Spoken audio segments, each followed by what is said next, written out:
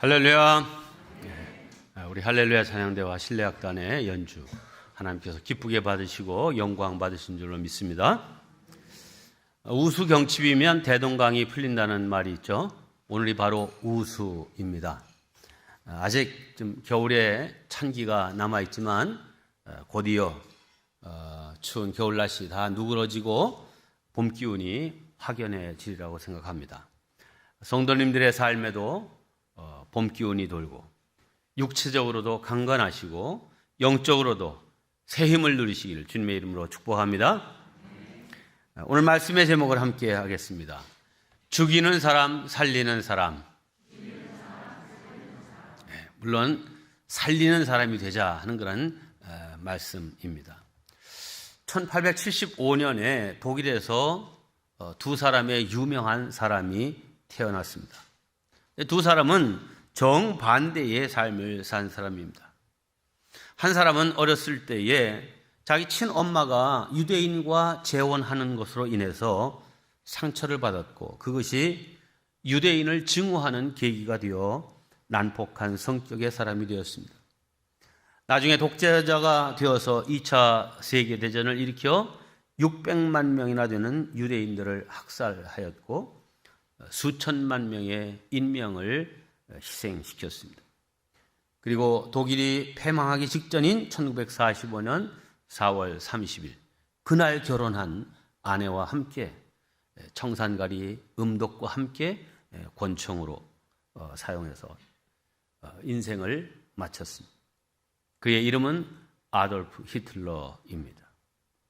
또 한 사람은 목회자의 가정에서 자라면서 신실한 믿음의 사람이 되었고 아주 모든 일에 열심을 다하는 학생이었고 청년이어서 30살 이전에 신학자, 목사, 교수, 음악가, 당대의 최고 유명한 파이프 오르간 연주자, 또 바하의 연보를 다 정리한 음악가이기도 한 참 전도 창창한 한 사람이 있었습니다.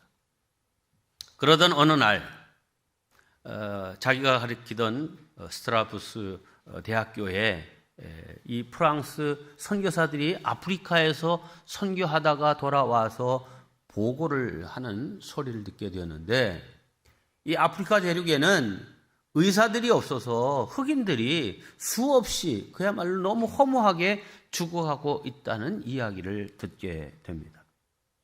평소부터 30살까지는 나를 위해서 살고 그 이후에는 좀 남을 위한 인생을 살아야 되겠다라고 하는 마음을 갖고 살았던 이 사람에게 내가 아프리카로 가야 되겠다 하는 마음을 갖게 됩니다.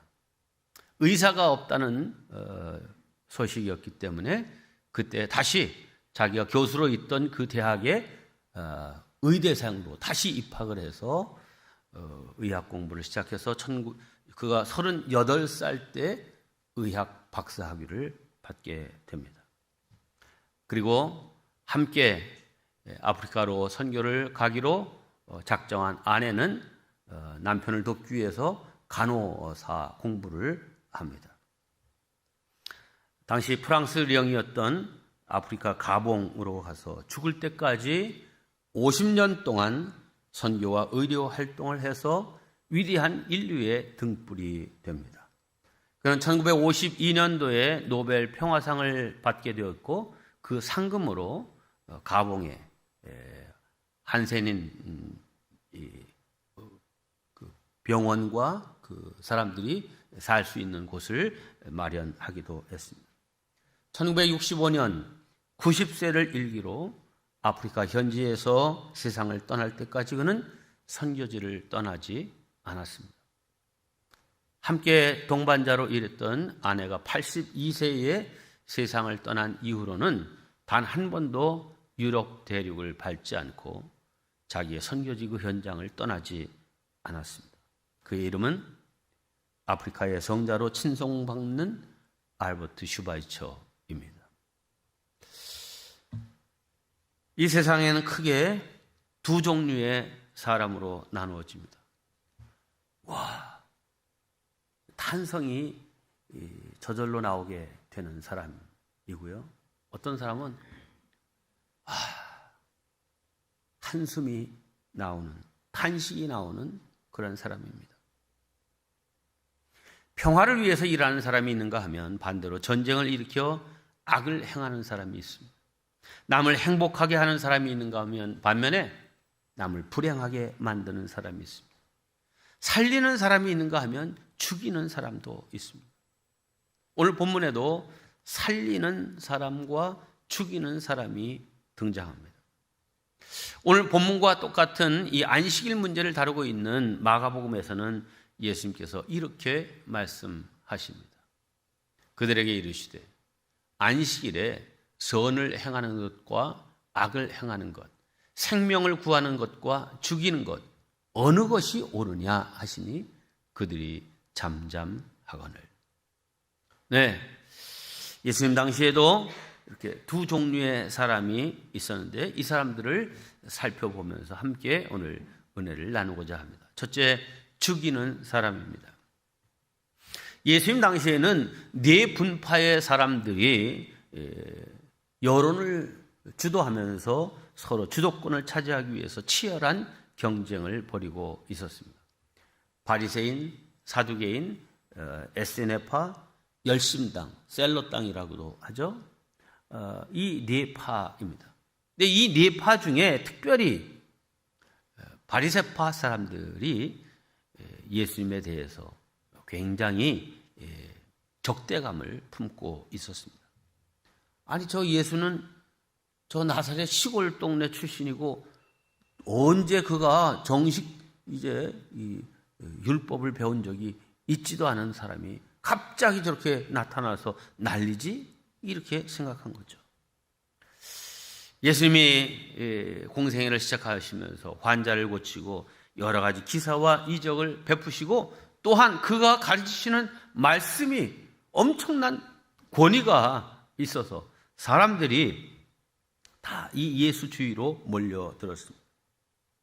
그러다 보니 이 바리새파 사람들은 아주 민감하게 반응할 수밖에 없었습니다. 그동안 자신들이 누리고 있던 종교적인 권위와 영향력은 줄어들고 예수의 인기와 영향력이 커지고 있는 것을 아주 피부로 느낄 수 있었기 때문입니다. 그래서 어떻게 하면 이 예수를 올무에 걸리게 할까 예의주시하고 있었는데 어느 날 안식일이었는데 예수님의 제자들이 밀밭 사이를 지나가다가 아마 시장했던지 배고팠던지 하여튼 손으로 이 밀을 이렇게 훅 훑어가지고서는 손바닥에 놓고 비벼가지고 껍질을 벗겨서는 그 밀을 날로 먹었습니다. 이것을 본 바리새인들이 예수님께 시비를 걸었습니다. 바리새인들이 보고 예수께 말하되 보시오, 당신의 제자들이 안식일에 하지 못할 일을 하나이다. 오늘 2절 말씀이죠. 이 말을 쉽게 표현하면 당신들은 하나님의 말씀을 지킨다고 하면서 도대체 안식일의 규례도 모릅니까? 안식일에 밀을 훑어서 비벼 먹으니 말입니다. 이 훑고 비비는 이것이 일이라는 것입니다. 그러자 예수님은 앞서 함께 봤던 안식일을 위해서 사람이 있는 것이 아니라 안식일이 사람을 위하여 있는 것이다. 이런 아주 본질적인 이 안식일의 뜻을 설명해 주셨습니다. 예수님의 말씀 앞에 바리새인들은 더 이상 따지지 못하고 오히려 백성들 앞에서 창피만 당하게 되었습니다. 아마 자존심이 많이 상했겠죠? 근데 오늘날도 이런 바리새인과 같은 사람들이 많습니다. 다른 사람을 좀 이해하고 품으려고 하기보다는 실수하기를 기다렸다가 정죄하고 또 그것을 가지고 여러 모양으로 공격하는 그런 사람들이죠. 어려움에 처한 사람을 위로하려고 하기보다는 말에 불화살을 쏘아서 아주 죽이려는 사람들이 있습니다. 성도 여러분, 잘못된 말 한마디가 생명을 앗아가기도 합니다. 말로 사람을 살리기도 하지만 말로 사람을 죽일 수도 있습니다. 그래서 잠언 18장에서는 죽고 사는 것이 이 혀의 권세에 달려있다라고 말하기도 하고요. 15장에서는 온순한 혀는 생명나무지만 패역한 혀는 마음을 상하게 한다, 이렇게 말씀하기도 합니다. 네, 말은 참으로 중요합니다. 특별히 이 목사같이 말을 많이 해야 되는 사람들은 이 목사의 말 한마디가 성도들에게 어떤 영향력을 끼칠까를 늘 생각하면서 참 그 말을 신중하게, 또 단어를 선택하는 데 있어서도 아주 여러 가지를 생각해서 하는 훈련이 잘 되어야 됩니다. 이것은 목사뿐이 아닙니다. 우리 모든 사람들이 마찬가지입니다. 그래서 내가 이렇게 재밌으라고 한 말이 상대방에는 큰 상처가 될 수도 있고요, 오해가 될 수도 있는 거거든요. 그러므로 저와 여러분들은 정죄하는 말, 비난하는 말, 죽이는 말, 이게 아니라 살리는 말, 이해하는 말, 기쁨을 주는 말, 이거 할 수 있는 살리는 성도들이 되시길 주의 이름으로 축복합니다. 두 번째, 살리는 사람. 오늘 본문에 살리는 사람으로 등장하는 것은 누구보다도 예수님이십니다. 예수님께서 이 땅에 오셔서 많은 일을 하셨지만 그의 모든 사역을 한마디로 표현한다면 그것은 살리는 일을 하신 것입니다. 예수님은 모든 병든 것과 약한 것을 고쳐주셨습니다. 귀신 들려 고통 가운데 있는 사람들로부터 그 귀신을 내쫓아 그들을 온전케 해 주셨습니다. 오늘 본문 말씀에 이어지는 그 구절에도 보면 안식일에 예수님이 회당에 들어갔더니 그 한편 손이 마비되어서 꼼짝 못하는 그런 사람이 있었습니다. 이 사람은 본래 석수였는데 석수가 손이 마비되었으니 참 생계가 막막한 사람이잖아요. 그 사람을 고쳐주었어요. 얼마나 참 귀하고 감사한 일입니까? 그런데 바리새인들은 안식일에 그런 일을 했다고 또 예수님을 음해하고 고발합니다. 안식일 날 왜 일을 했냐? 그 바리새인들의 악한 생각을 아시고 예수님이 이렇게 반문하십니다. 안식일에 불쌍한 사람을 고쳐주는 일이 선한 일이냐 아니면 악한 일이냐? 이제 바리새인들이 선뜻 대답을 못하고 가만히 있으니까 예수님이 이렇게 대답하십니다. 안식일에 선을 행하는 것이 옳으니라. 네, 이처럼 바리새인들과 달리 예수님은 살리는 일을 하셨습니다. 바리새인들로부터 안식일을 범하고 율법을 어긴다는 누명을 쓰면서도 수많은 병자들을 고쳐주셨습니다. 세리와 죄인들과 함께 먹는다는 오해를 받으면서도 그 소외된 사람들과 함께하면서 그들을 새롭게 해 주셨습니다. 그리고 마지막에는 모든 인류를 구원하시기 위해 죄 없는 분이시지만 죽음의 십자가를 지셨습니다. 예수님은 너 죽고 나 살자라고 하는 이 세상 사람들의 원리와는 달리 나 죽고 너 살라, 내가 대신 죽으니 너는 살아라 하신 분입니다. 1875년에 히틀러와 슈바이처가 같은 해에 태어났다 그랬는데 그거보다 10년 전인 1865년 4월 9일은 이 인류 역사상 아주 매우 중요한 날입니다. 바로 에브라햄 링컨이 미국 땅에 살고 있던 모든 노예들에게 해방을 선포한 날이기 때문입니다. 노예 제도를 그대로 유지하자는 이 남부 지역 사람들, 목화 농장이나 이런 데 노동력이 많이 필요했기 때문에 노예가 꼭 필요했었죠. 하지만 공업이 발달되어 가는 이 북부 지역을 중심으로 인권에 대한 의식이 뜨이면서 이 노예들을 그렇게 짐승처럼 대우해서는 안 된다, 노예를 해방해야 된다는 그러한 생각이 대립되어 남북전쟁이 벌어집니다. 4년간 이 남북전쟁이 참 치열하게 벌어지게 되는데 이 전쟁에서 리 장군이 이끄는 이 남군을 링컨 대통령이 중심이 된 북군이 이기고 마침내 노예를 다 해방하는 공포를 하게 됩니다. 자, 그리고 닷새가 지난 4월 14일 그의 기도를 들으신 하나님께 감사하며 오랜만에 휴식을 취했습니다. 느긋한 마음으로 아내와 함께 워싱턴에 있는 포드 극장에 연극을 관람하러 갔습니다. 그런데 그 노예 해방을 반대했던 연극 배우가 그 링컨 극장의 배우였는데 링컨 대통령이 온 것을 보고는 이제 권총으로 이제 그의 머리를 쏘았죠. 암살자의 총을 맞은 링컨은 그 다음날 아침 세상을 떠났습니다.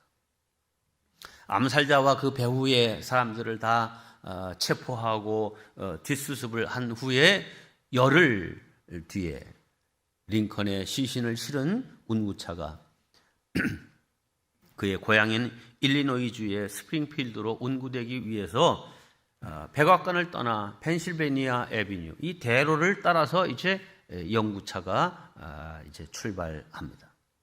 이 길 양쪽에는 수많은 사람들이 줄을 지어 서서 이 링컨 대통령의 죽음을 애도했습니다. 그 인파 속에 아들과 함께 서 있던 한 흑인 아버지가 있었습니다. 링컨의 연구차가 그들 앞으로 다가오자 그는 아들을 번쩍 들어 올리면서 이렇게 크게 말했습니다. 아들아, 저분을 잘 보아라. 저분이 죽어 우리를 살리셨다. 저분 덕분에 우리는 노예에서 벗어나 자유의 삶을 갖게 되었다. 저분 덕분에 우리의 인생이 새로워진 거지. 저분을 잘 봐라. 자, 그런데 이 이야기는 우리에게도 똑같이 적용됩니다. 링컨 덕분에 노예 생활하던 흑인들이 해방된 것처럼 예수님 덕분에 죄의 노예였던 우리가 해방된 줄로 믿습니다. 예수님은 남을 죽이고 자신은 살려고 하는 세상 사람들과 달리 남을 살리고 당신은 저주의 십자가에 매달리신 분입니다. 예수님은 당신 자신을 희생하여 죽어가는 영혼들을 살리신 것입니다. 누가복음 19장을 보면 예수님이 이 땅에 오신 목적을 분명하게 이렇게 말씀하십니다. 인자가 온 것은 잃어버린 자를 찾아 구원하려 함이니라. 네, 예수님은 인생의 길을 잃어버린 사람들, 참 생명을 잃어버린 사람들, 천국을 잃어버린 사람들을 찾아 구원하시기 위해 이 세상에 오셨습니다. 저와 여러분들도 예수님과 같이 사람을 살리는 인생들 되시기를 주님의 이름으로 축원합니다. 세 번째, 죽어가는 사람입니다. 우리 주위를 보면 참 죽어가는 사람들이 너무나 많습니다. 통계를 보면 한 해에 자살이라는 극단적인 선택을 하는 사람이 지난 10년 거만 봐도 13,000명 이하로 내려간 적이 한 번도 없습니다. 15,000명, 14,000명 이 선에서 쭉 가는 거예요. 그러니까 하루 평균 적게는 36명, 한 40명 정도가 매일 스스로 목숨을 끊는 셈입니다. 참으로 안타까운 일이 아닐 수 없습니다. 전문가들은 주변에서 조금만 관심을 기울여 준다면 충분히 이 자살을 예방할 수 있다고 강조합니다. 언젠지 기억이 잘 안 나지만 신문에서 개미도 위험을 감지하면 그 위험을 알리는 소리를 지른다는 거예요. 이 개미허리야 그러는데 이 개미허리를 확대해 보면 이게 빨래판처럼 이렇게 오돌도돌 이렇게 하게 되어 있어서 주변에 위험이 느껴지면 이 개미가 자기 다리로 이 허리를 드르륵 긁어가지고서 소리를 낸다는 거예요. 혹 개미가 여러분들이 이렇게 막 쳐다보고 콕 누르려고 하니까 위험을 감지하고 드르륵드르륵 하는 소리 들어보셨습니까? 아마 듣지는 못하셨을 건데, 하지만 사람들이 관심을 기울이지 않아서 그렇지 분명히 소리를 내고 있다는 것입니다. 자살하는 사람도 자살하기 전에 꼭 누구인가에게 자신의 죽음에 관한 신호를 보낸다고 합니다.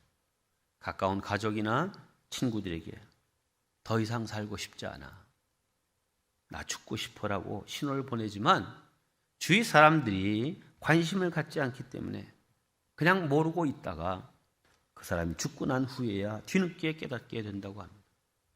우리는 사람을 살리는 일에 관심을 가져야 합니다. 아마 한 번쯤은 다 읽거나 들어보셨을 안데르센의 동화 성냥팔이 소녀에 관한 이야기입니다. 이 동화의 얘기는 이렇습니다. 부모님이 일찍 돌아가신 한 가난한 소녀가 있었습니다. 이 소녀는 하루하루 성냥을 팔아서 근근히 살아가고 있었는데 어느 겨울날 성냥을 팔러 다니다가 보니 너무 추워서 손발이 다 꽁꽁 얼었습니다. 추위를 견디지 못한 이 소녀는 부잣집 담벼락에 기대서 그 팔던 성냥을 그어서 이제 그 성냥이 이렇게 불이 붙으면 그 불이 꺼지지 않도록 두 손을 모아요 이렇게 갈면서 불을 쬐고 있는데 어느 순간 그 불꽃에서 돌아가신 엄마의 얼굴이 보이는 거예요. 그래서 이 소녀는 또다시 엄마를 보고 싶어서 그리고 추위를 피하기 위해서 다시 성냥을 그어 불꽃을 피우고 쳐다보고 이러기를 밤새도록 하다가 새벽녘에 그만 얼어 죽었습니다. 참 슬프고도 안타까운 이야기입니다. 그런데 이 이야기를 읽고 기상학자가 이렇게 해석합니다. 때가 겨울이었기 때문에 죽었지 만일 여름이었다면 죽지 않았을 거다. 지리학자는 그것이 유럽의 추운 지역이었기 때문에 그렇지 저 아프리카나 하와이였다면 죽지 않았을 거다. 이렇게 해석합니다. 경제학자는 부의 분배가 제대로 이루어지지 않았기 때문이라고 해석합니다. 교육학자는 추운 날씨에 거기 담벼락에 앉아서 그렇게 하지 말고 빨리 집에 가서 자야지 이런 데서 이렇게 있으면 안 돼 라고 누군가가 가르쳤다면 아이는 죽지 않았을 것이라고 말합니다. 참 기가 막힌 해석이죠. 물론 하나도 틀린 말은 아닙니다. 그러나 이 소녀가 죽은 진짜 이유는 그 어느 누구도 추위에 떨며 죽어가는 이 소년을 관심하지 않는 것입니다. 만약 한 사람이라도 이 소녀에게 관심을 보이고 필요한 조치를 했더라면 이 소녀는 죽지 않았을 것입니다. 우리는 죽어가는 사람을 외면해서는 결코 안 됩니다. 근데 이 관심은 육신의 생명에 관련된 것만은 아닙니다. 영적인 생명에 관해서도 마찬가지입니다.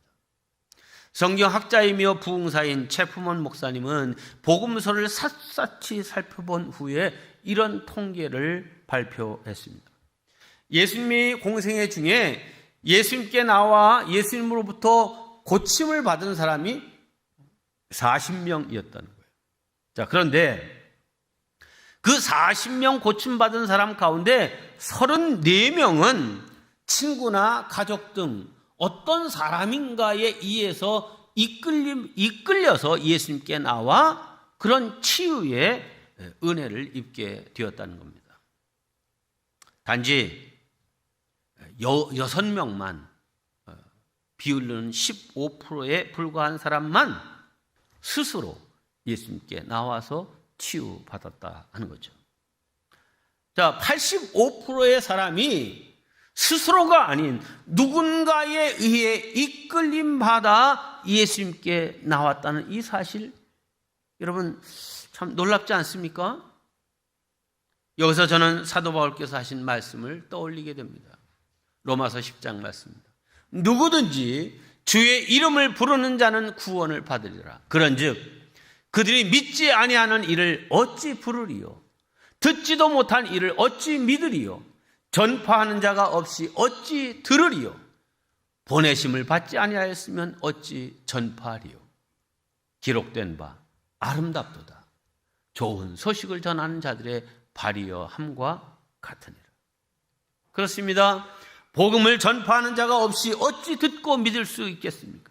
믿음은 들음에서 나며 들음은 그리스도의 말씀으로 말미암는다고 했는데, 여러분, 그러면서 이 복음을 전하는 사람의 발은 참 아름답다 이렇게 말씀했습니다. 왜 복음 전하는 사람의 발이 아름답다고 했습니까? 이유는 그 발은 하나님의 소원을 이루어드리는 발이기 때문입니다. 디모데전서 2장 4절에 이렇게 말합니다. 하나님은 모든 사람이 구원을 받으며 진리를 아는 데에 이르기를 원하시느니라. 모든 사람이 구원받기를 원하시느니라. 네, 세상 모든 사람들이 구원받기를 원하시는 하나님의 소원, 원하심, 이것을 여러분 마음속에 꼭 새기시기를 바랍니다. 이제 말씀을 정리합니다. 만약 우리가 죽어가는 영혼을 보고도 내버려 둔다면 그 사람은 훗날 주님의 심판대 앞에서 이렇게 말할런지도 모릅니다. 예수님, 저에게 예수님에 대해서 소개해 주는 사람이 한 사람도 없었습니다. 아무도 저에게 같이 예수 믿자고 교회 가자고 강력하게 이끌어준 사람 아무도 없었습니다. 제가 가정법으로 말씀드렸지만 에스겔서에서는 분명하게 이렇게 경고하고 있습니다. 인자야, 내가 너를 이스라엘 족속의 파수꾼으로 세웠으니 너는 내 입의 말을 듣고 나를 대신하여 그들을 깨우치라. 가령 내가 악인에게 말하기를 너는 꼭 죽으리라 할 때에 내가 깨우치지 아니하거나 말로 악인에게 일러서 그의 악한 길을 떠나 생명을 구원하게 하지 아니하면 그 악인은 그의 죄악 중에서 죽으려니와 내가 그의 핏값을 내 손에서 찾을 것이라. 내가 그의 핏값을 내 손에서 찾을 것이라. 참 두렵고 떨리는 말씀이죠. 우리 주변에 복음을 필요로 하는 사람들이 실상 많습니다. 만약 죽어가는 영혼을 보고도 우리가 아무 일도 하지 않는다면 주님은 그 죄값을 우리에게서 찾으시겠다 하는 것입니다. 그래서 사도 바울은 이 사실을 너무나도 잘 알고 있었기 때문에 이렇게 고백합니다. 고린도전서 9장 16절입니다. 내가 복음을 전할지라도 자랑할 것이 없으면 내가 부득불할, 이거는 회피할 수 없는 반드시 해야 될 부득불해야 할 일입니다. 만일 복음을 전하지 아니하면 내게 화가 있을 것이라. 이 말씀에 비추어 본다면 믿지 않는 우리의 가족들의 영혼을 책임져야 될 사람이 누굽니까? 바로 우리들입니다. 우리의 친구들이나 이웃들의 영혼도 마찬가지입니다. 바라기는 죽어가는 사람을 외면하는 분이 이 자리에 단 한 사람도 없기를 바랍니다. 바리새인과 같이 죽이는 사람이 아닌 예수님과 같이 살리는 사람 되는 저와 여러분 되기를 바랍니다. 이제 이번 수요일 날은 애쉬 웬스데이, 제2의 수요일로 사순절이 시작되는 날입니다. 우리 그리스도인들에게 사순절과 그 뒤에 이어지는 부활절, 가장 뜻깊고 의미 깊은 그러한 절기입니다. 물론 성탄절도 참 축제의 날이지만 정말 우리에게 구원과 영생을 주신 날은 부활절이 있기 때문이죠. 그런데 이 부활절을 맞이하기 위한 이 사순절, 이 기간을 정말 영혼을 살리는, 영혼을 전도하는, 예수님의 그 희생을 값지게 하는, 하나님의 소원을 이루어 드리는, 영혼을 구하는 이 기간으로 삼아야 될 줄로 믿습니다.